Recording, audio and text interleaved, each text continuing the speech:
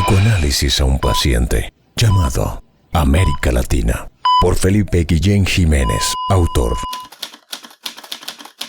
El trapo rojo.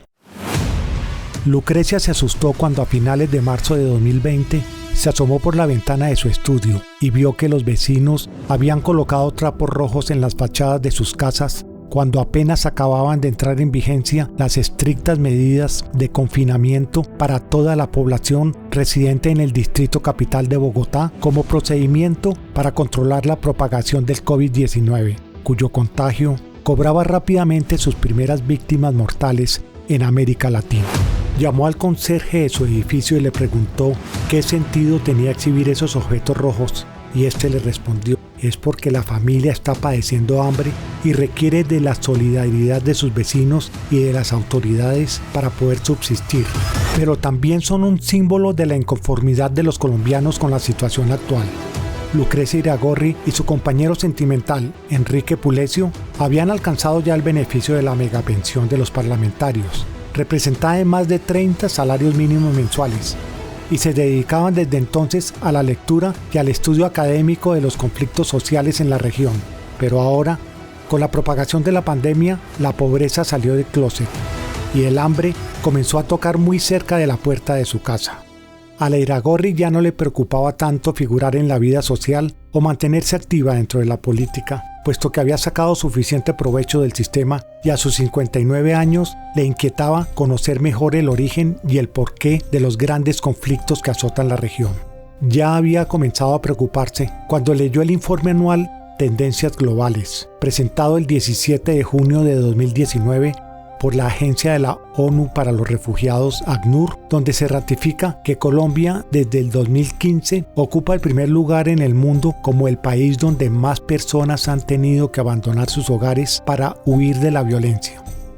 alcanzando la escandalosa cifra de 7.816.500 desplazados, equivalente a cerca del 20% de su población total, superando a República Democrática del Congo, Somalia, Etiopía, Nigeria, Yemen e incluso Siria, que lleva años inmersa en una cruenta guerra civil.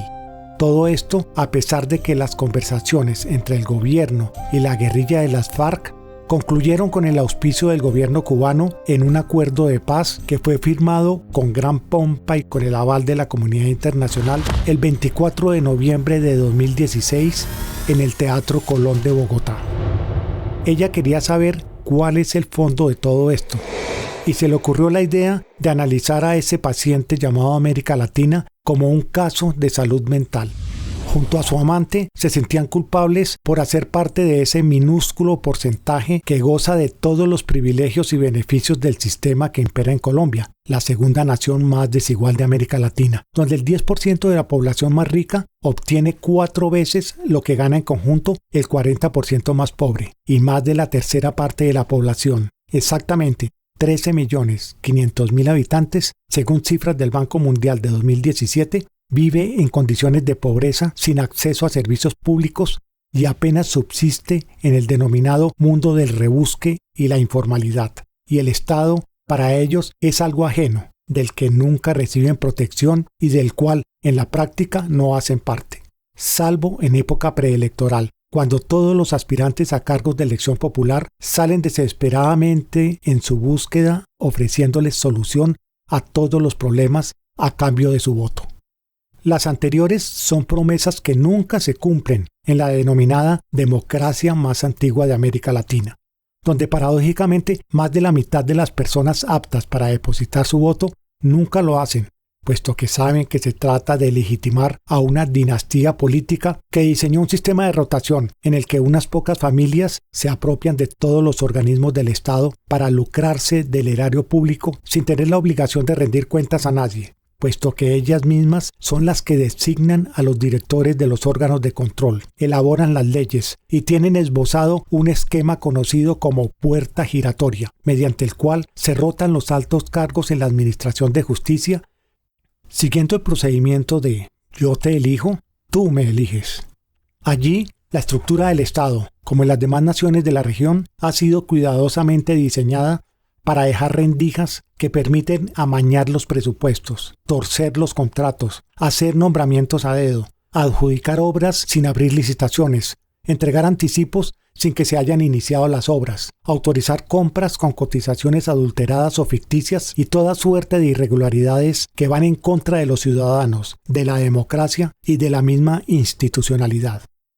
Lo más grave de todo esto es que si a cada ciudadano se le obstruye la posibilidad de participar activamente en el manejo y control del gobierno local y de disfrutar del bienestar colectivo, tal como quedó establecido en el acuerdo de paz negociado en La Habana, la corrupción se dispara y un gobierno paternalista y autoritario ya se ha visto que es el mejor caldo de cultivo para recrudecer la violencia. ¿Y la justicia dónde está?, preguntó Lucrecia. Lamentablemente, nuestra paciente ha sido permeada por la corrupción y la politiquería, y así quienes saquean las arcas de la nación, hacen fraude en las elecciones, o financian o patrocinan grupos paramilitares, garantizan que la justicia nunca los toque y solo se aplique para los de Ruana, y eso si es que el costosísimo e ineficaz sistema se digna a emitir una sentencia luego de varios años de permanecer engavetado el respectivo proceso.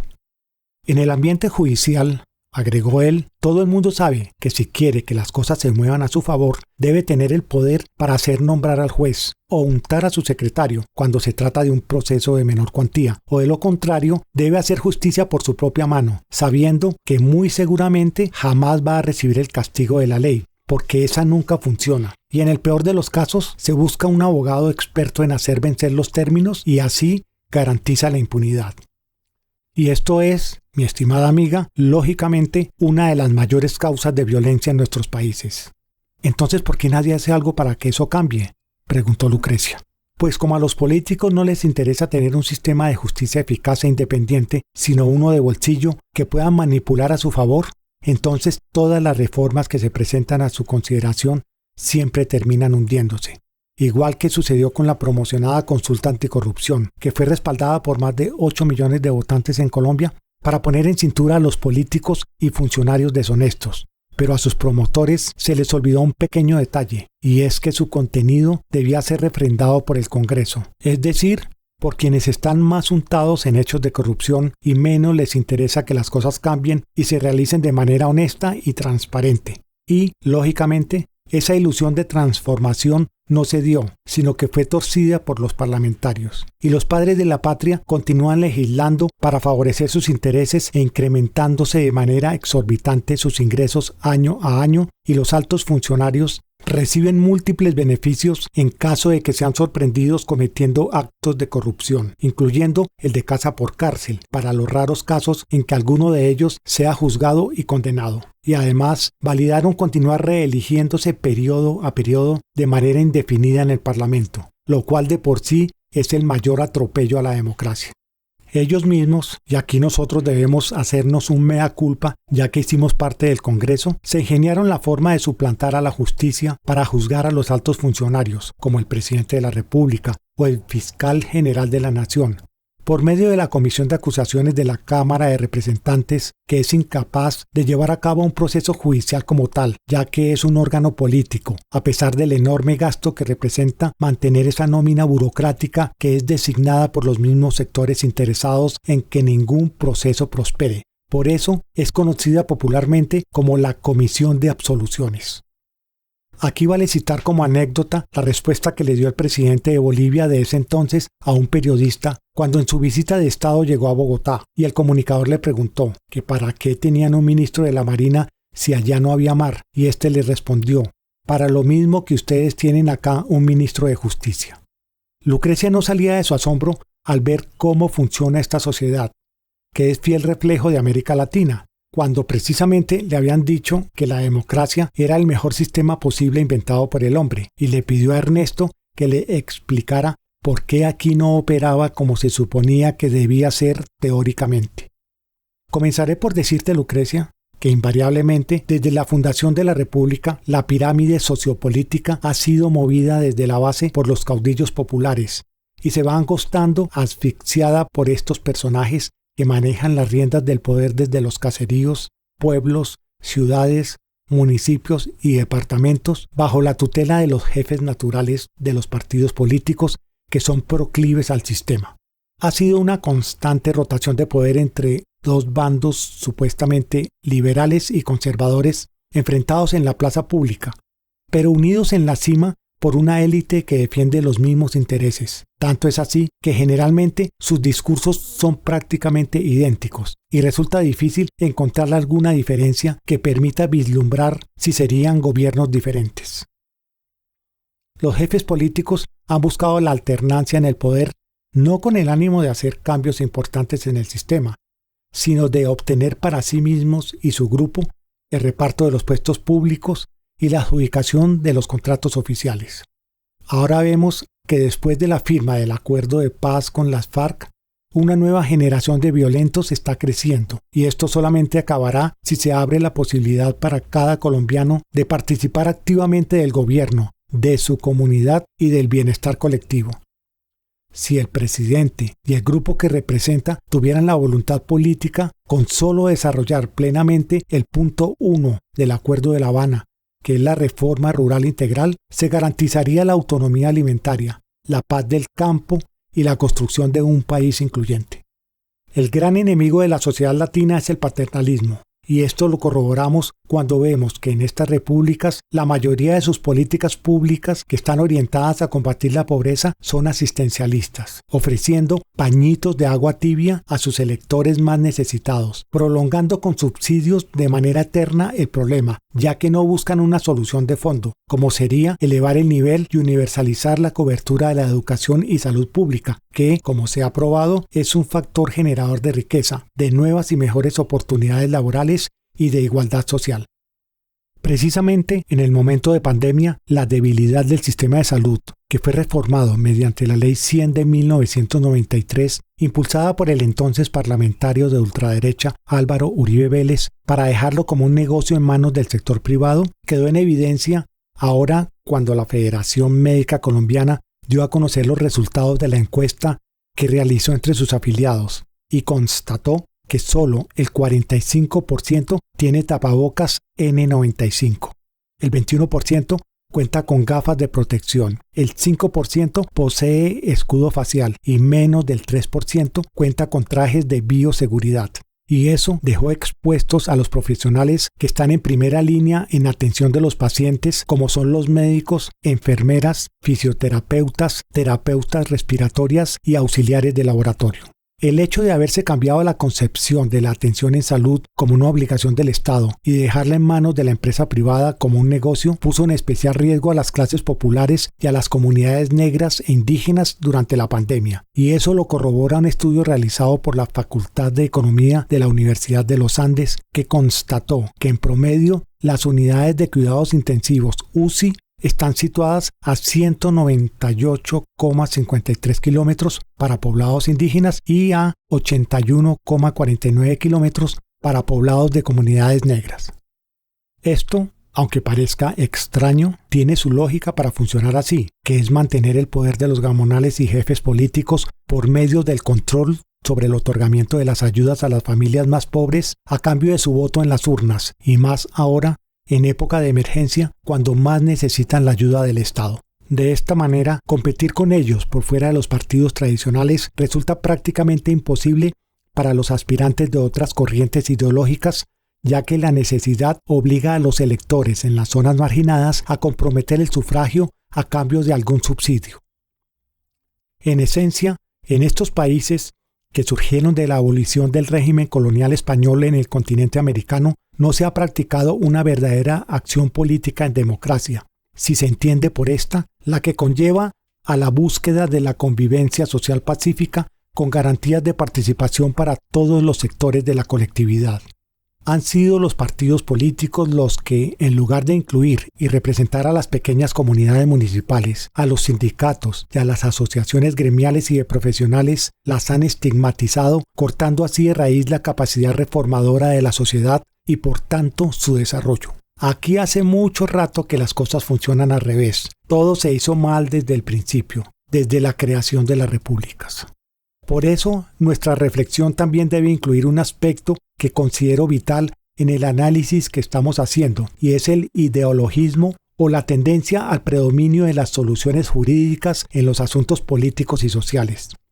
Y eso se convirtió en uno de los mayores obstáculos para el desarrollo del republicanismo en las naciones de origen hispano.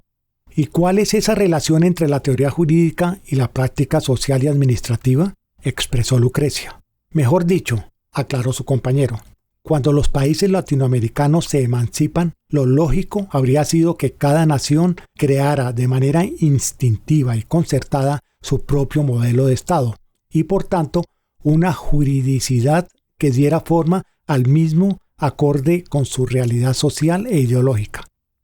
Pero sucedió lo contrario. Los líderes de la independencia no tuvieron en cuenta, o quizás nunca estudiaron realmente la estructura social jurídica espontánea de los pueblos hispanoamericanos, y lo que hicieron fue copiar e imponer un modelo de Estado importado de Europa. Los ideólogos promotores de los nacientes países ignoraron irresponsablemente la organización social de las comunidades latinoamericanas, generando un conflicto de dimensiones épicas, aún no resuelto, por el hecho de que sus leyes y modelo de Estado no corresponden a la forma natural de cada una de estas naciones. Por ejemplo, vemos que aquí el Departamento Nacional de Estadística, DANE, reveló el 11 de agosto de 2020 que la proporción de ocupados informales en las 13 ciudades y áreas metropolitanas fue del 45,3%. Entonces vemos que la vulnerabilidad no depende del virus, sino del abandono estatal, el empleo informal y el no acceso a la salud, a la nutrición y a la educación. Ideologismo es un término que ha estado de moda en los últimos años entre los científicos sociales y se refiere a la influencia de la ideología que es impuesta desde los centros de poder en beneficio del sistema de valores que estos representan y que defienden sus mismos intereses. En el caso de los países latinoamericanos, la teoría sobre la cual se edificaron sus instituciones resultó ser incompatible con su realidad y se construyeron supuestos estados ideales, sin indagar si había correspondencia entre esas teorías y los antecedentes existenciales que constituyen el entorno social, histórico y aún político y religioso de nuestros pueblos. Se cometió un gravísimo error al eludir la libre discusión de ideas e imponer modelos extranjerizantes con el soterrado anhelo de alcanzar la toma del poder con el argumento de que ellos son los portadores de una ideología buena, sin admitir que ésta, por vía de la praxis, debió ser contrastada con la realidad. Además, resulta evidente que el ideologismo no es por sí mismo neutro o transparente, ya que toda expresión teórica está construida para defender unos intereses determinados que pueden ser legítimos o no. Su validez desde el punto de vista social depende de la discusión democrática de las ideas entre los sectores que vayan a resultar afectados con la adopción de las mismas. Los prohombres que asumieron el mando de las nuevas naciones en América Latina les vendieron el sueño a sus pobladores recién despertados a la libertad de una sociedad igualitaria y de un nuevo humanismo, al imponer la adopción de constituciones elaboradas para países muy diferentes a los nuestros. Como reflejo incontrastable de lo anterior, vemos que nuestras sociedades no han sido capaces de crear su propio modelo de Estado y buscan solucionar sus recurrentes crisis de gobernabilidad con reformas constitucionales que terminan siendo manipuladas por los sectores más influyentes para defender sus intereses y van cerrando el paso a las verdaderas reformas por las que clama el habitante del común. El ADN de la sociedad hispanoamericana. La búsqueda de Enrique para encontrar una respuesta a esta particular forma de sociedad que son los países hispanoamericanos lo llevó a investigar las obras de muchos autores, algunos clásicos como Aristóteles y Platón, otros científicos sociales más contemporáneos como Max Weber, Carl Gustav Jung, Luis A. Costa Pinto, Carlos Marx, Ramón Menéndez Pidal y Sigmund Freud, y novelistas como Miguel de Cervantes Saavedra y Tomás Carrasquilla, y cronistas de Indias como Fray Pedro Simón, y reconocidos historiadores, políticos y sociólogos como Carlos Martínez Silva, Orlando Fals Borda, Américo Castro, Maurice Duverger, Howard J. Viarda, Alfred von Martin, Miguel Samper, Friedrich Schenk, Rafael Núñez, José María Samper, Eduardo Santa, Luis Martínez Delgado, Camilo Torres Restrepo, el cura guerrillero, Luis López de Mesa, Héctor Melo, Daniel Pecó y Fernando Guillén Martínez. Fue este último en particular quien le ofreció la interpretación que le pareció más consistente y que en verdad revela el origen del ADN y las dinámicas comportamentales que caracterizan a los pueblos que surgieron como resultado del mestizaje entre españoles, afros y las comunidades indígenas nativas del Nuevo Mundo. Ya con las bases históricas, políticas, económicas, sociológicas y antropológicas adquiridas, Enrique se entusiasmó cuando Lucrecia le indagó si en verdad él pensaba que las cosas podrían cambiar en este país, en especial el grado de barbarie que día a día se multiplica en todos los rincones de la nación, sin que ningún gobierno haya logrado instaurar unas condiciones mínimas para afianzar la convivencia pacífica entre la población. ¿Por qué todos los políticos fracasan y los intentos de cambio siempre terminan avivando más la confrontación?, interpeló Lucrecia. Creo que es precisamente por eso mismo, porque han sido siempre intentos de cambio, pero no ha habido una transformación real. Nunca nadie se había detenido a estudiar nuestra sociedad para conocer realmente cómo es, quiénes somos, cuáles son nuestras formas de asociación, de participación política, la manera como concebimos el mundo, cómo hacemos las cosas, cómo nos interrelacionamos y cómo imaginamos el poder y el funcionamiento de las instituciones. Siempre los intentos por descifrar nuestras sociedades de origen hispánico han sido fundamentados en teorías extranjeras de autores europeos que estudiaron las sociedades francesa, inglesa, alemana y luego la norteamericana, y siempre nos han querido asimilar a esas mismas sin tener en cuenta que la sociedad española, de la cual procedemos, es diferente al resto de la europea. Igual las comunidades indígenas con las que se produjo el mestizaje tienen sus propias culturas que se fusionaron y dieron paso a la hispanidad en América, y esas nunca se han tenido en cuenta, como si no existieran o no hicieran parte de nuestra realidad económica, histórica y cultural. Bueno, ¿y si no somos como ellos, entonces cómo somos?, reclamó Lucrecia. Voy a aventurarme a dar una respuesta que brinde una explicación científica y razonable, algo similar a lo que hizo Sigmund Freud cuando descubrió el papel del inconsciente en la conducta neurótica de sus pacientes. Solamente que este paciente no es un individuo, sino la sociedad en su totalidad. No es un estudio psicológico, sino sociológico. Pero en ambos casos se trata de la búsqueda de la causa inconsciente de la conducta. Igualmente, la búsqueda no es de ninguna manera imparcial, ya que no se queda en el diagnóstico, sino que se trata de un acto terapéutico que tiene la finalidad de modificar el comportamiento o la manera como los pacientes vienen haciendo las cosas a fin de lograr un cambio cualitativo y cuantitativo. Buscamos ayudar a crear mejores sociedades y mejores seres humanos, porque en verdad debemos reconocer que lo que ha imperado en nuestros pueblos son los impulsos destructivos y la búsqueda del lucro a cualquier costo, incluyendo el peor de los males, que es la corrupción, que se lleva todo por delante sin ningún límite moral. Estamos mal y seguiremos mal si no vemos al paciente como en realidad es y le formulamos la medicina adecuada. De lo contrario, seguiremos ahondando los males que afectan a nuestras sociedades y perpetrando las contradicciones, las injusticias y las pésimas administraciones que siempre son el resultado de un sistema que está diseñado para el beneficio de unos pocos y en detrimento de la mayoría. Pero eso la gente no lo ve porque el sistema genera cortinas de humo que individualizan las responsabilidades, haciendo creer que las cosas están mal es por la actuación del gobernante de turno, de los magistrados deshonestos, por la ineficiencia de los directores de los organismos de control, por los funcionarios inescrupulosos o por los policías corruptos, e incluso por el tipo de régimen imperante, así este sea de derecha, de centro o de izquierda. Y realmente lo que sucede es que ellos son el resultado de un sistema que funciona de tal manera que lleva a que se presenten siempre esas situaciones,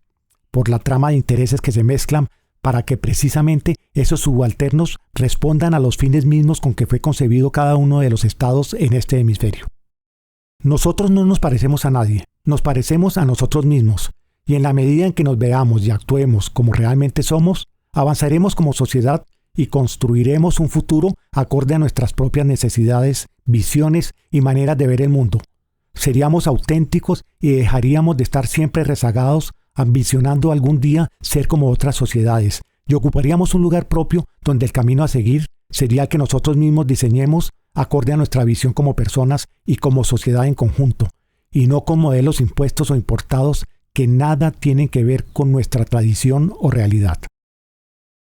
Nosotros seremos una sociedad fuerte, viable y próspera solamente cuando construyamos nuestro propio modelo de desarrollo de una manera integral e incluyente, donde cada uno de los ciudadanos, ubicado hasta en el rincón más lejano, sea parte y protagonista mediante la construcción de un verdadero modelo de participación política que brinde garantías y oportunidad a todos de hablar y hacer valer su voz para debatir la adopción de políticas públicas en cada uno de los temas que nos afectan, especialmente a nivel local, donde es básico generar condiciones para la convivencia.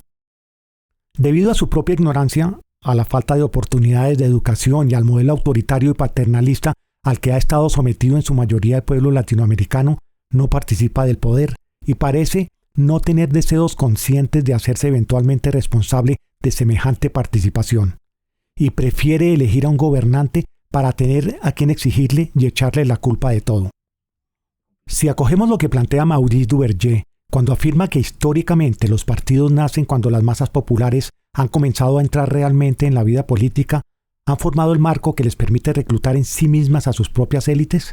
entonces podemos concluir fácilmente que en la subregión no existen realmente partidos políticos, sino grupos de interés coaligados para gobernar y representar sus propios intereses. Aquí no se trata de imponer ideologías, ni de pensar que todo irá mejor si acogemos una propuesta de izquierda, de derecha o de centro, porque todas ellas tienen aspectos valederos e importantes, pero no son suficientes por sí mismas ni se acomodan en su totalidad a la construcción de una sociedad incluyente y justa, si ésta no tiene claro el rumbo que está buscando, puesto que se necesita de una visión integral generada por la opinión de sus mismos integrantes, que son los únicos protagonistas y responsables de la construcción del futuro de su comunidad. Cuando edifiquemos entre todos, tendremos entonces un producto que nos sirve, que nos identifica y que responde a nuestras necesidades. El problema de Hispanoamérica es que siempre ha tratado de copiar y ser como otras repúblicas que no le sirven de modelo, sencillamente porque son distintas por su visión de conjunto, por su forma de organización, por sus creencias, por su geografía, por su composición étnica, por su historia, por sus recursos, etc. Y precisamente esas sociedades que hoy vemos como un modelo, por el grado de desarrollo que han alcanzado, son el resultado de su propio proceso de autoanálisis, de luchas, de identificación social, de utilización adecuada de sus recursos, de generar programas educativos de calidad y adecuados a sus necesidades. Y eso es exactamente lo que no hemos hecho nosotros, creyendo que si seguimos el mismo camino y copiamos sus teorías, vamos a desarrollarnos igual que ellas. Es lo mismo que cuando alguien ha hecho un traje a su medida y le queda perfecto. Pero si nosotros lo tomamos prestado, no nos va a quedar igual, no porque el vestido esté mal confeccionado, sino porque nuestras medidas y necesidades son diferentes. Y para tener el que nos sirve, debemos confeccionarlo con nuestro propio diseño y nuestros propios insumos, asumiendo entre todos las responsabilidades. Y eso lo logramos escuchando las voces de todos, conociendo nuestras raíces, tanto hispánicas como americanas, para saber quiénes somos, cómo somos, de dónde venimos y hacia dónde queremos ir. Debemos empezar por el principio, es decir, remontarnos a los orígenes de ambas culturas hasta antes de producirse ese choque que significó el descubrimiento y posterior conquista de América por parte de los españoles, que es cuando se genera el mestizaje que dio paso a la conformación de nuestra sociedad. El estudio que he realizado desde las raíces mismas del hombre hispanoamericano me llevó a constatar que existen unas características constantes que se transmiten en todas nuestras comunidades de manera similar a como sucede con las leyes de Mendel. Se trata del análisis que hizo el famoso monje austriaco Gregorio Mendel sobre las reglas básicas que se dan en la transmisión por herencia genética de las características de los organismos padre a sus hijos. Este es el fundamento de la genética mendeliana, que es la que explica y predice cómo va a ser el fenotipo, caracteres físicos, de un nuevo individuo. Para nuestro caso, me aventuraré a ofrecer una teoría sobre la composición genética de la sociedad hispanoamericana que determina su genotipo, es decir, que identifica sus genes y explica su esencia y el sentido mismo de su ser social desde su más remoto origen. En este orden de ideas es necesario trasladarnos a la Edad Media y ver cómo funcionaba la organización social en lo que hoy es la península ibérica, y así entender cuáles son sus diferencias con el resto de Europa, ya que allí están las claves de esa herencia que nos hace ser una cultura tan particular con su propio ADN, el cual es necesario descifrar para podernos reconocer y saber en qué nos diferenciamos de otras civilizaciones. Veamos entonces lo que sucedía antes del descubrimiento de América. El medioevo en Europa se caracteriza por ser una sociedad feudal, es decir, integrada por feudos o porciones de tierra donde el señor feudal es dueño y amo absoluto de todo cuanto en ella exista, y los campesinos, que son mayoría, están obligados a cultivar las tierras del feudo o de la iglesia y pagar impuestos o diezmos según fuera el caso. Solo existen 3 grupos en la escala social representados en la nobleza, el clero y la población campesina, integrada por siervos y vasallos. Son estamentos fijos donde la movilidad social es imposible, ya que el estado de nobleza es hereditario, al igual que las tierras y hasta las personas que habitan en ellas, puesto que están obligadas a ser sumisas, y los vasallos deben además brindar asistencia militar y política al señor feudal. De tal forma que los hijos de los nobles serán siempre nobles, mientras que los hijos de los siervos serán siempre siervos, o serán, como decía mi abuelo paterno, sirvientes pequeños, cuando se refería a los hijos de nuestras empleadas domésticas. La Edad Media comprende unos 1000 años que van desde el 476, con la caída del último emperador romano de Occidente, Rómulo Augustulo, y se prolonga hasta el descubrimiento de América en 1492. Estas fechas son muy importantes de tener en cuenta, ya que España, a partir del 19 de julio del año 711, en la Alta Edad Media, comienza a vivir una historia diferente a la del resto de Europa occidental, cuando a orillas del Guadalete, las tropas árabes y bereberes de Tarik Liberto de Musa derrotan al ejército visigodo del rey Don Rodrigo y comienza la ocupación musulmana a la península. Esta invasión dura hasta el 2 de enero de 1492, cuando los reyes católicos Fernando de Aragón e Isabel de Castilla conquistan el reino nazarí de Granada y obligan al rey musulmán Boabdil a retirarse a las Alpujarras, al suroriente español, después de casi 800 años de ocupación islámica. Lo que sucedió en la península ibérica en esos 8 siglos de la Edad Media son la clave para entender la diferencia que se marca entre España y Portugal con el resto de Europa, ya que la influencia musulmana impregnó todos los ámbitos de esas sociedades hispánicas de múltiples maneras. Algo muy interesante de observar es que los musulmanes o moros ejercieron un dominio territorial en la península ibérica, pero respetaron la forma en que las comunidades se organizaban para resolver los asuntos locales y la manera en que participaban para designar a sus representantes ante las autoridades. Ellas lo hacían en forma de cabildo abierto, modelo heredado de Grecia y del antiguo Imperio Romano, donde el común de la gente podía intervenir e igualmente ser designada de manera espontánea como voceros legítimos de los aspectos que consideraban de interés general y de urgente solución. En principio, no se trata de desconocer a la autoridad legítima, sino de generar interlocución con la misma. Es la forma básica de participación política donde todos buscan el bien común, y el común es la expresión misma del pueblo representado, es la base de la democracia. La revolución de los comuneros es una forma de expresión popular en toda América hispana para llamar la atención de la opinión pública y tener una respuesta de las autoridades, sin desconocer la legitimidad de las mismas. Tanto es así que durante el levantamiento del 16 de marzo de 1781 en la ciudad del Socorro, en el actual departamento de Santander, su lideresa, Manuela Beltrán, rompió el edicto referente a las nuevas contribuciones impuestas por el gobierno colonial con los gritos de «¡Viva el rey y muera el mal gobierno!». Existen muchos ejemplos en distintas partes del continente de cómo fueron las revoluciones comuneras del siglo XVIII ocurridas en el Virreinato del Río de la Plata, con episodios memorables de resistencia y dignidad, como el de la Revolución Comunera Paraguaya, que se prolongó desde 1721 hasta 1735, y la Revolución de los Comuneros en Venezuela en 1781. Es la voz del común, la misma voz del pueblo, la única que garantiza un gobierno justo e incluyente y legítimo. Por eso hay que escucharla y nunca desconocerla, porque es allí donde comienzan los problemas de injusticia y desconexión entre los diferentes sectores de la comunidad. En los pueblos hispanoamericanos siempre la gente sale a la plaza a interrelacionarse, a dialogar, a reconocerse frente a los demás y a hacer públicas sus necesidades y ambiciones como ciudadano. A los pobladores del enorme subcontinente nos une y hace solidarios el hecho de vivir en un mismo territorio, de compartir un idioma, una manera similar de imaginar el mundo, la organización social y la forma de practicar las tradiciones que heredamos de nuestros mayores, que son las modeladoras de nuestra cultura. El cabildo abierto es entonces la forma más auténtica de democracia que existe en los pueblos hispanos, porque está en el espíritu de su gente expresar con sus vecinos los temas que les inquietan y que consideran deben ser debatidos entre todos.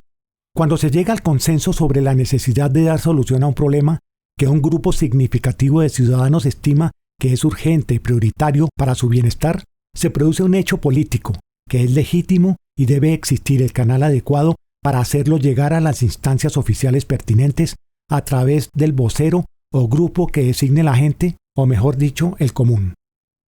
Esa figura es la verdadera embajadora del pueblo y por tanto debe ser tenida en cuenta.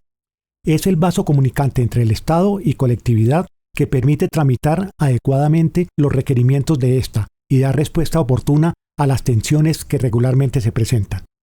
La atención del gobierno a las necesidades del pueblo es la razón misma de su existencia, y si éste falla o no las escucha, el sistema mismo se desvirtúa.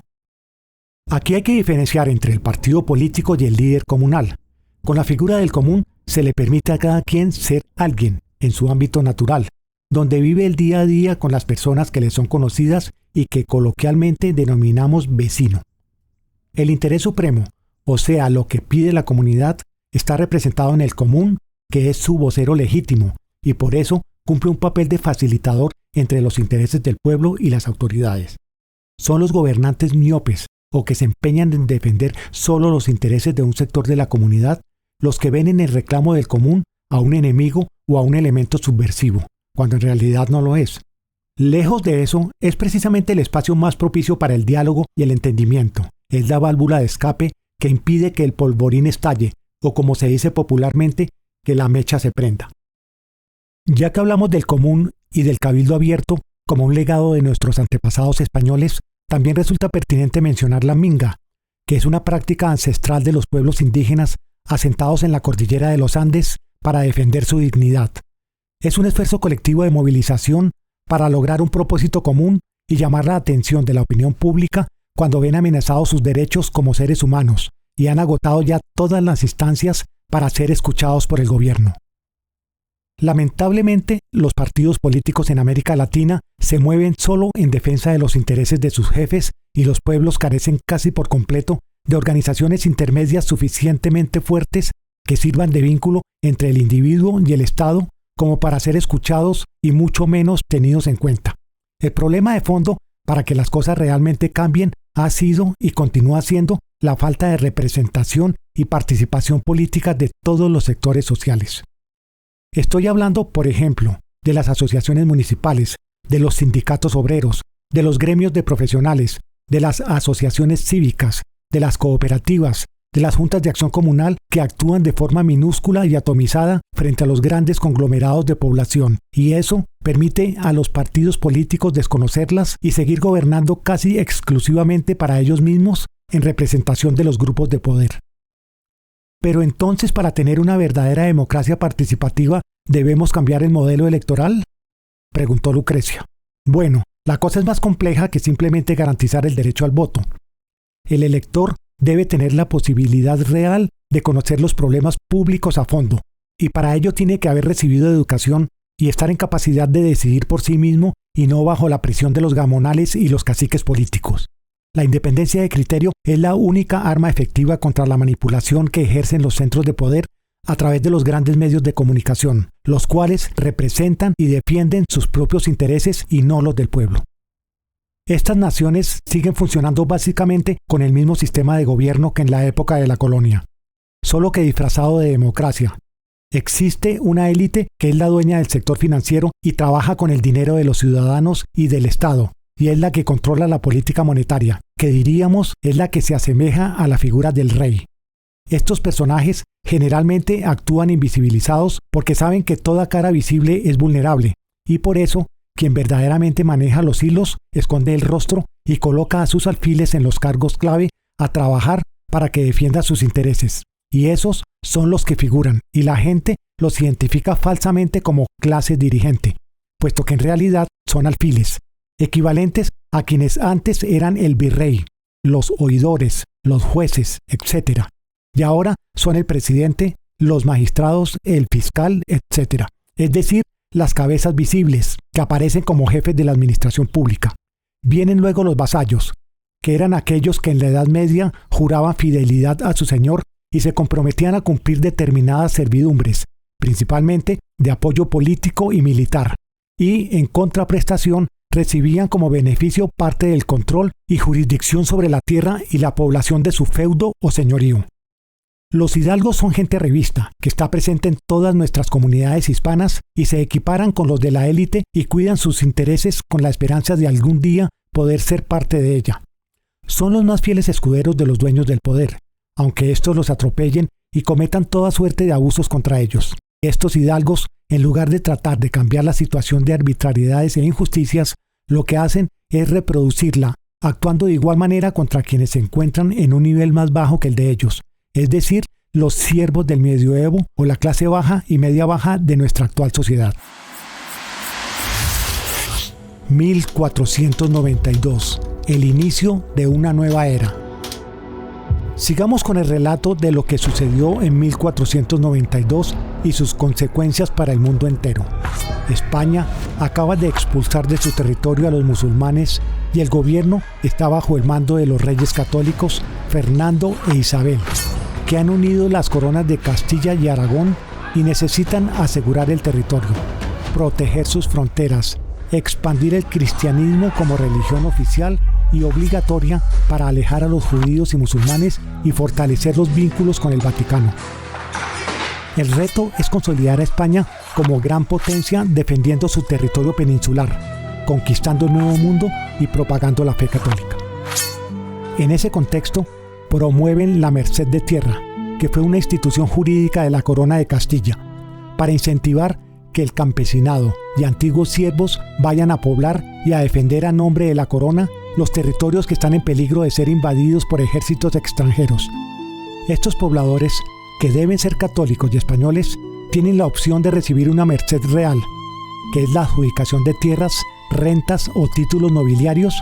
lo que automáticamente los convierte en hidalgos y los eleva en la escala social. De esta manera, en la península ibérica, a diferencia del resto de Europa, existe una opción verdadera de ascenso social para el vulgo o las clases bajas, y por eso buscan desesperadamente una merced real para llegar a ser hidalgos y colocarse por encima de sus similares.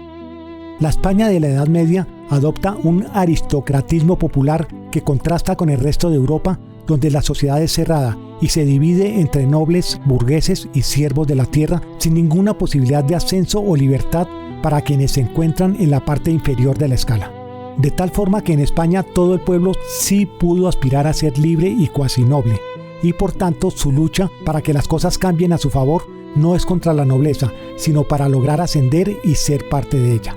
Ahora lo importante es ganarse el derecho a ese beneficio para ser alguien en la sociedad y también para sentirse superiores a los demás. El problema es que no hay cama para tanta gente, pero todos sienten que pueden ascender y en el imaginario popular lo ven como algo posible. Esta situación generó tanto impacto en la sociedad que se crearon personajes tan populares en la literatura que buscaban conquistar territorios para el rey, como el inmortal hidalgo Don Quijote de la Mancha. La opción de obtener estas mercedes en el solar ibérico era bastante precaria debido a los limitados espacios en condición de ser adjudicados, pero en cambio América ofrecía la posibilidad de ser hidalgo a todo aventurero español que se arriesgara a descubrir tierras y aportar riquezas a la corona, especialmente oro. El hidalgo se caracteriza por poseer dominio sobre un territorio, por tener gente que trabaje para él, por ejercer influencia sobre la administración pública y por ser reconocido como miembro de la nobleza, así sea al más bajo nivel. En ese orden de ideas, el hidalgo hace valer su superioridad demostrando que él no se rebaja haciendo labores manuales o trabajando la tierra, ya que para eso tiene gente a su servicio que lo haga. También cuida sus maneras, vive de apariencias y viste de forma refinada para que no sea confundido con la chusma, y busca con su arribismo ingresar a los clubes sociales, matricular a sus hijos en los más exclusivos centros educativos y obtener el beneficio de ocupar un cargo público o ser contratista del Estado para demostrar su superioridad ante quienes anteriormente eran sus semejantes, incluso sus mismos parientes, a los que ahora ve como seres inferiores que deben estar a su servicio y tienen que dirigirse a él con el título de doctor, licenciado o al menos de don. La colonización del Nuevo Mundo se convirtió en la mayor empresa que ninguna nación jamás había emprendido, y la monarquía necesitó estimular el traslado de sus hombres para que se aventuraran a explorar los infinitos territorios escasamente poblados por comunidades indígenas. Cada español, siervo o plebeyo que tomaba la decisión de embarcarse llevaba en la cabeza la idea de colonizar territorios a nombre de sus soberanos para obtener una merced real y de esta forma alcanzar un título de nobleza y convertirse en hidalgo. Era una forma lícita y viable para hacer realidad ese sueño de grandeza. Aquí ya estamos viendo asuntos muy interesantes que nos permiten entender cómo fue creándose la sociedad hispanoamericana y por qué somos tan diferentes de los angloamericanos y francoamericanos, es decir, de Estados Unidos y Canadá. Algo que resulta indispensable para entender la conformación de la genética hispanoamericana es que nuestra historia comienza con la mezcla de razas entre españoles, indígenas y afros. No fue un plan de exterminio de la población nativa como sí sucedió en los territorios conquistados por los ingleses y los franceses al norte del continente. Allí llegaban las familias completas que iban expulsando a las comunidades nativas de sus lugares ancestrales, aniquilándolas u obligándolas a retirarse a los sitios más inhóspitos. Invadieron el territorio imponiendo su cultura y sus costumbres, pero no hubo fusión. Incluso eso sigue pasando a más de 5 siglos de iniciada esa conquista, solo que ahora se denomina xenofobia. La corona española trató, en cambio, de proteger a los indígenas, a los que consideraba como menores de edad, y para eso instituyó la encomienda, que consistía en la entrega de un grupo de indígenas a un español para que éste los protegiera, educara y garantizara su evangelización bajo la responsabilidad de un sacerdote católico, ya que imaginaban que sus creencias religiosas eran equivocadas y correspondían a comunidades en estado salvaje. Pero el español estudió muy bien la organización social de las comunidades nativas y descubrió que para ellas la concepción del individuo como tal no existe y cada miembro está obligado a obedecer lo que decide el clan y su jefe es el cacique. Así que el encomendero terminó aliándose con el cacique y de esta forma logró someter a los indígenas.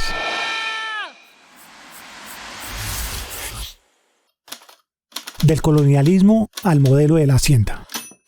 Al llegar la independencia, los encomenderos buscaron la forma de lograr que el nuevo gobierno les reconociera la propiedad de los territorios en los cuales habían ejercido su labor de protectores de las comunidades indígenas, y al obtener este beneficio, casi siempre por precios irrisorios, se convirtieron de manera automática en señores feudales, ya que toda la población residente allí quedó esencialmente bajo su amparo. En la práctica se perpetuó la relación de compadrazgo y de servidumbre que transformó al dueño de la tierra en patrón y jefe político de quienes habitan en ella. De esta manera, al terminar la colonia, se extingue la encomienda y se abre paso el modelo de la hacienda, que sigue intacto hasta nuestros días en pleno siglo XXI, especialmente en las zonas de latifundio, donde el poder político de los terratenientes ha hecho imposible que se haga una verdadera reforma agraria que entregue al campesino la propiedad de la tierra. Allí continúa vigente el sistema de servidumbre donde el dueño de la tierra mantiene el control político, económico, religioso y social sobre las personas que trabajan en sus predios. Se trata de un sistema piramidal donde para hacer política y aspirar a algún cargo de elección popular es indispensable contar con el aval de un partido que esté legalmente reconocido por el Estado. Esto en la práctica significa nada más y nada menos que la única forma legítima de alcanzar algún grado de poder es trabajar para uno de esos partidos o movimientos, los cuales han sido cooptados y son propiedad exclusiva de la élite. De tal manera que para aspirar a alguna dignidad debes trabajar con ellos y para ellos.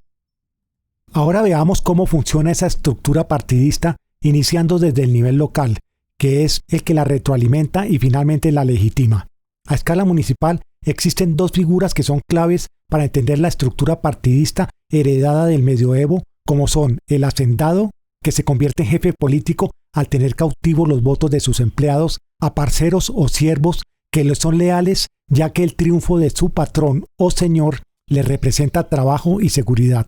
Y la otra figura es la del cacique o autoridad tradicional indígena, que cuenta con la fidelidad y apoyo irrestricto de su tribu, que es el que a partir de la independencia se conoce popularmente como el cacique político. En el caso de nuestras culturas aborígenes, este comportamiento, que fue estudiado por Carl Gustav Jung, fundador de la Escuela de Psicología Analítica, también llamada Psicología de los Complejos y Psicología Profunda, tiene hondas raíces en sus ritos religiosos que defienden la institución de la familia como símbolo de supervivencia y fecundidad vital, de tal forma que el cacique, como figura representativa de ese núcleo familiar indígena como institución biológica espontánea, genera un lazo indestructible de parentesco y consanguinidad que se trasladan al terreno político. En ese aspecto, la familia indígena ve a su jefe espiritual como un hermano al que hay que apoyar por ser de su mismo clan, lo cual le da seguridad y sentido a su existencia. Esta hermandad genera un sentimiento de omnipotencia familiar que busca mantener las condiciones del pasado de manera constante, fortaleciendo el papel que cumple la autoridad tradicional sobre los miembros de la tribu. Así que lo que ordena el cacique político se cumple simplemente porque corresponde a la tradición de autoridad y tiene una conexión inconsciente con los intereses biológicos de la casta. Por eso es que siempre ganan los que representan esos idénticos intereses, aunque con el tiempo se van alternando los nombres y los apellidos, y eso hace creer que existe democracia. La evolución histórica formó la idea subconsciente de que todos tienen abierto el camino hacia el privilegio arbitrario, o dicho en otras palabras, a legitimar los actos que irremediablemente llevan al abuso del poder y a la corrupción en todos sus niveles. De esta forma, se explica que nadie quiera realmente destruir el sistema, sino apoderarse de él, para llegar a ser como sus magistrados y gobernantes, o al menos lograr acceder a parte de sus privilegios. Aquí vale recordar el dicho popular cuando afirma, tratando de legitimar estos comportamientos reprochables, que lo único malo de las roscas es no pertenecer a ellas. Así que las componendas para llegar al poder se producen a punta de alianzas entre jefes políticos que miden su imperio con el número de votos obtenidos en las contiendas electorales y se adhieren a la conocida estrategia de todos ponen, todos ganan.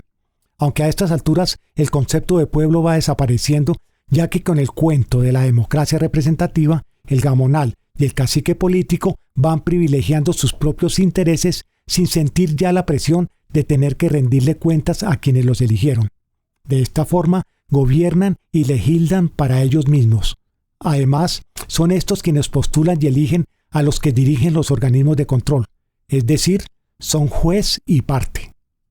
Bajo esta aparente democracia se legitiman las más profundas injusticias y se fortalecen los intereses de quienes alcanzan el privilegio de resultar elegidos, pudiendo amañar a su favor las leyes y las políticas públicas, actuando siempre, claro está, de forma legal, a nombre del pueblo, pero sin el pueblo, tal como lo hicieron durante el despotismo ilustrado los monarcas Carlos III y José I. En América Latina lo que hemos tenido es un grupo dominante que se justifica a sí mismo con el argumento de que el pueblo necesita quien lo dirija y lo proteja. A su turno, el pueblo ignorante elige un gobernante en el que deposita toda su confianza, creyendo algunos que tiene poderes mágicos para resolverle todos sus problemas. Otros saben perfectamente todas esas debilidades e injusticias del sistema, pero casi nadie quiere destruirlo, porque tienen la esperanza de llegar por cualquier medio a ser parte de la clase dirigente, y de esa forma lo que hacen es reproducir todos los males con la remota idea de alcanzar algún día los beneficios que tanto critican y que ahora los disfrutan quienes están en el poder. No hemos evolucionado como sociedad y los partidos políticos se han quedado cortos como portavoces del pueblo y no han sido capaces de legislar para reconocer representación política a los grupos significativos de ciudadanos que están unidos y que luchan por una justa y legítima causa. Son grupos literalmente excluidos de cualquier forma de participación real en los asuntos que les competen. Entonces, ¿cuál es el diagnóstico para que nuestro paciente se recupere y salga adelante? Para que la sociedad en su conjunto pueda lograr un cambio, debe priorizar la educación porque el conocimiento es la base y fundamento de toda transformación. De lo contrario, nuestros pueblos seguirán en la oscuridad viviendo eternamente el mito de la caverna de Platón, es decir, creyendo que las sombras que se reflejan en la pared son la realidad. Existen sociedades restringidas que no pueden ver más allá de las sombras en las cuales están envueltas y no tienen noticia de que hay todo un mundo por fuera, ya que solo es posible acceder a él mediante el discernimiento. Aristóteles decía que la Tierra debía tener leyes que la expliquen desde adentro, códigos que no pueden entenderse solo a partir de una realidad externa, sino que ella misma tiene su propio comportamiento, es algo inmanente. Es que en las sociedades también existen códigos que las hacen únicas y nos permiten explicarlas desde adentro, es lo que denominamos ADN, y en nuestro caso, la inmanencia latinoamericana se manifiesta a través de figuras o personajes como el hidalgo, el comunero, el cacique, el gamonal o el arribista, por sus formas de ser, como el individualismo y el paternalismo, por las maneras de hacer las cosas, como el arte, la poesía, su literatura y sus canciones, por la forma de concebir sus representaciones, como son sus mitos y rituales, y por la manera de manifestarse, como el cabildo abierto y las mingas indígenas, los cuales siempre salen a relucir, están presentes, son nuestra esencia. Esa comunidad multiétnica y pluricultural de indígenas, españoles, afrodescendientes, mestizos, mulatos y zambos posee las claves de sus prácticas, sus lógicas, sus modelos de pensamiento y sus sistemas de sentido, que nunca los han perdido y continúan ahí, pero es necesario reconocerlos e incluirlos como parte fundamental de nuestra historia. De tal forma que la clave para un buen político que quiera promover un cambio que en verdad nos transforme como sociedad es saber interpretar y respetar esa realidad de los pueblos basada en sus tradiciones filosóficas, en sus prácticas sociales y en sus instituciones económicas y brindar espacios de participación a todos para que actúen de manera armónica y equilibrada dentro del cuerpo del Estado, el cual obtiene su fuerza vital de los fluidos sociales, y cuando todos estos logren su inclusión, recibirá los nutrientes que le garantizarán su prosperidad, su desarrollo y sobre todo su independencia. Pero ellos, gobernantes y gobernados, deben comprender muy bien que la palabra desarrollo por sí misma carece de sentido si se utiliza de una forma vaga y general, ya que no debe concebirse como una fórmula mágica y única e inmodificable para todos los grupos poblacionales, debido a que estos no son homogéneos ni tienen las mismas necesidades e intereses, y el concepto de nación no es válido per se para seguir tratando de meter a todos sus pobladores en un mismo costal. El desarrollo es el resultado de un esfuerzo colectivo y consciente de una comunidad que quiere el progreso y asume el riesgo de alcanzarlo mediante el cambio, de tal forma que mientras nuestros pueblos sigan funcionando bajo los esquemas paternalistas gubernativos, el cambio no se producirá, simplemente porque los estados no van a reformarse a sí mismos, y menos en favor de quienes no participan en su conducción, puesto que los políticos tradicionales son los mayores usufructuarios de los beneficios que ellos mismos se han ido concebiendo, y no es lógico creer que estarán dispuestos a marginarse de estos por simple altruismo. Aunque nuestros países han logrado un notable progreso en los niveles de productividad, en la infraestructura aeroportuaria, vial y aérea y en el aumento del crecimiento per cápita, esos avances no implican de por sí un beneficio social cuando no se hacen esfuerzos para elevar los niveles educativos y de participación real de aquellos grupos sociales inertes que solamente subsisten por el otorgamiento de dádivas o subsidios oficiales que lo único que hacen es perpetuar su condición de marginalidad frente al resto de la población. Un verdadero movimiento social que busque el progreso del pueblo debe velar por ayudar a generar mecanismos no gubernamentales capaces de motivar a la población estancada a través de asociaciones intermedias para suscitar su entusiasmo, su directa participación y su cooperación en los proyectos de cambio, dejando atrás el modelo paternalista y por ende la impotencia social que se genera cuando es el Estado el que actúa y resuelve todos sus problemas. Si logramos que el elector común tome conciencia de los procesos psicosociales que lo han llevado a esta situación de subdesarrollo,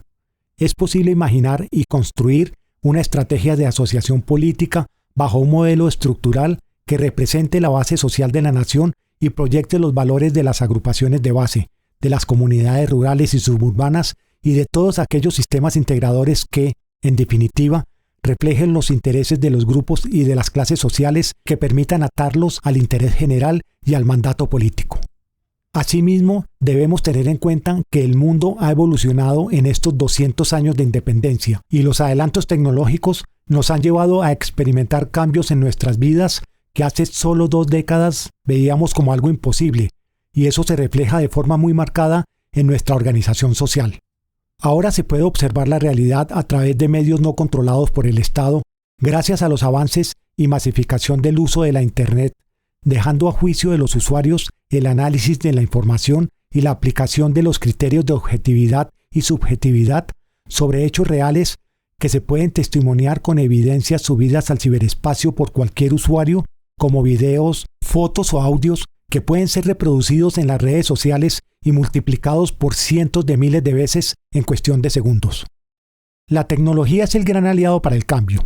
pero tiene una lógica que nos ayuda a entender la sociedad desde ella misma, desde su esencia, porque existe una larva que es como un motor inmóvil que para ponerlo en movimiento debemos empujarlo todos al mismo tiempo y en el mismo sentido. Es decir, hay que pasar del acto a la potencia para poder volar como las larvas cuando se transforman en mariposas. El acto y la potencia fueron el recurso que utilizó Aristóteles en la Grecia antigua para explicar el cambio y ahora lo podemos trasladar a nuestro objetivo de estudio, que es la sociedad hispanoamericana.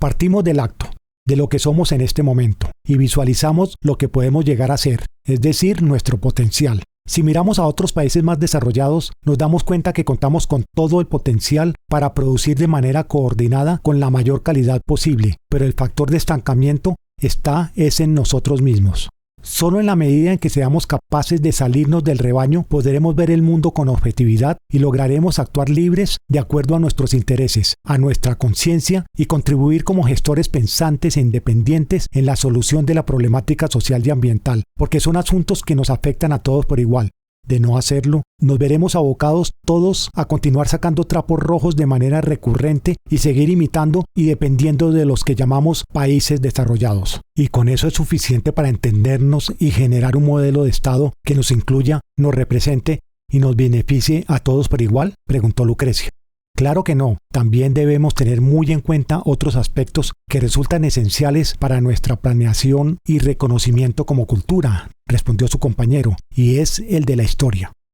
Pero la historia de nuestros pueblos hispanoamericanos ya la conocemos todos, aseguró Lucrecia. Te equivocas, solo conocemos una parte, la llamada historia oficial. ¿Y cuál es esa?, pregunta Lucrecia. Pues la escrita por los vencedores, por los dueños del poder, por los ilustrados, explicó Enrique. Pero existe otra que es la historia de los esclavizados, de los desaparecidos, de los desterrados, de las víctimas del conflicto armado, de los explotados en minas y plantaciones, de los invisibilizados por el capitalismo blanco y por el machismo con la connivencia del catolicismo como religión oficial impuesta por la corona española.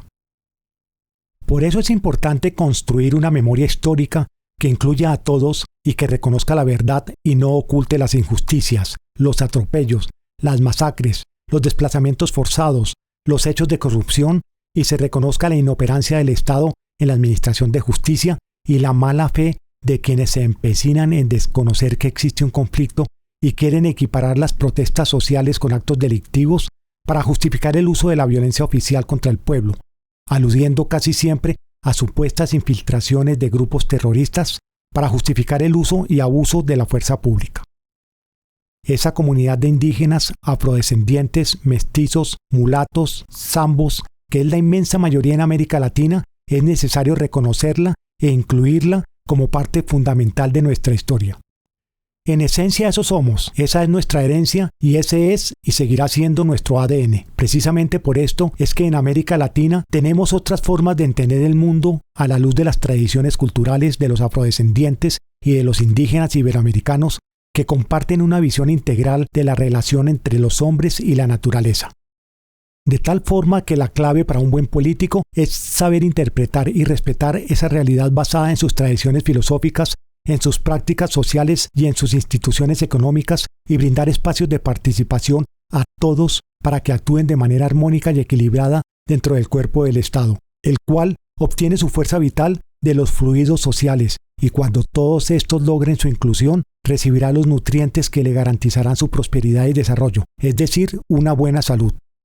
Pero ellos deben comprender muy bien que la palabra desarrollo por sí misma carece de sentido si se utiliza de una forma vaga y general, ya que no debe concebirse como una fórmula mágica para todos los grupos poblacionales, debido a que estos no son homogéneos ni tienen las mismas necesidades e intereses. El desarrollo es el resultado de un esfuerzo colectivo y consciente de una comunidad que quiere el progreso y asume el riesgo de alcanzarlo mediante el cambio. Lamentablemente, creo que la sociedad no soporta ver la realidad y prefiere vivir en un esperanzador autoengaño, aguardando a que por arte de magia llegue el Mesías que resuelva todos sus problemas y no se arriesgan a promover ellos mismos un cambio. Y lo peor es que para la mayoría de ellos, la causa de todos los problemas y conflictos del mundo son esa gente mala, como los autores que hemos estado estudiando, que les muestran la verdad y los hacen verse a sí mismos como unos borregos, lo cual, en vez de motivarlos para el cambio, los aferra a reforzar su idea de que no son ellos sino otros los que pueden mejorar sus destinos, y dejan todo en manos de los mismos que los han venido gobernando, que son comparativamente muy pocos, pero que están unidos para defender sus propios intereses y no los del común. Todo cambiará solo cuando el pueblo entienda que la conciencia es patrimonio de todo ser humano y se despierta promoviendo la educación en todos sus niveles. Es que conocer la realidad produce un cambio porque todo comienza a replantearse y los manipuladores irán perdiendo poder sencillamente porque conocemos y vamos desbaratando su juego. Los que tienen el control de todo son los que manejan el sector financiero y por eso se ríen de nosotros cada vez que creemos el cuento de que ganó la mayoría. A ellos no les importa quién se ha puesto en el trono para gobernar, porque dominan el suministro de dinero y con ello al gobierno y a la nación. Incluso son los que financian a ambos lados de la guerra, que para ellos debe ser uno de los activos más rentables. Pero no creo que ellos sean los responsables de nuestro subdesarrollo. Pienso que sencillamente hacen sus negocios conforme a lo que nosotros mismos les permitimos. Además, ellos mismos influyen en la elaboración de las leyes, apoyando la elección de legisladores amigos y colocando sus fichas en las oficinas encargadas del control de la actividad monetaria. El cambio solo vendrá cuando todos se reconozcan como ciudadanos pensantes, capaces de aportar en conjunto en la elaboración de políticas que promuevan la educación como instrumento fundamental para el desarrollo y fomenten una mejora en la competitividad territorial con reglas claras que apoyen las alianzas público-privadas con énfasis en la formación de trabajadores capacitados, mejor infraestructura, vías pavimentadas, mayor acceso a los servicios públicos básicos y estímulos para la creación de industrias locales especializadas en la transformación y aporte de valor agregado a nuestros productos, especialmente aquellos del sector rural. Si miramos a otros países más desarrollados, nos damos cuenta que contamos con todo el potencial para producir de manera coordinada con la mayor calidad posible, pero el factor de estancamiento está en nosotros mismos. No nos ponemos de acuerdo para trabajar en equipo, actuamos únicamente para el centro, olvidando que existe la periferia, y vemos a nuestros compatriotas como rivales y no como aliados a los que hay que estimular y tener en cuenta, porque el bienestar y las oportunidades deben ser para todos. Pero, por encima de eso, está el tema de la corrupción, que carcome a la sociedad desde su interior y acaba cualquier posibilidad de emprendimiento, porque la competencia, tal como están las cosas, no premia a los mejores, a los que hacen las cosas bien y trabajan con honestidad, sino que recompensa a los contratistas, políticos y funcionarios que asaltan las arcas del Estado y se quedan con el dinero de todos sus compatriotas sin recibir ningún tipo de sanción. Psicoanálisis a un paciente llamado América Latina por Felipe Guillén Jiménez, autor.